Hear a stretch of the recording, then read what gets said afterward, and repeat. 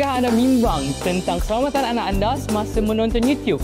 Mari pelajari cara menetapkan kawalan ibu bapa di aplikasi YouTube.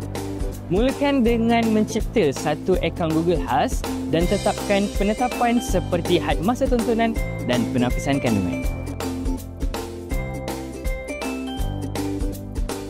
Wow, YouTube Kids adalah pilihan yang terbaik untuk anak-anak. Ia membolehkan anda untuk memilih kandungan berdasarkan umur, menyekat saluran yang tidak sesuai dan juga memantau sejarah tontonan.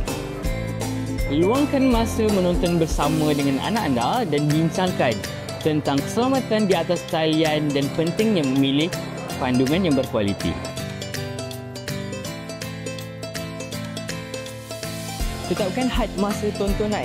Wujudkan zon bebas teknologi dan galakkan aktiviti alternatif seperti bermain di luar dan membaca.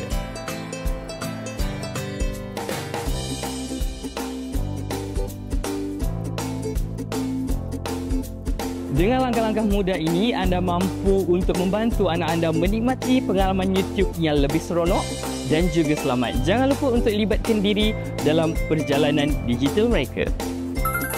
Video ini dibawakan oleh Keibubapaan Digital, sokongan digital untuk ibu bapa Malaysia.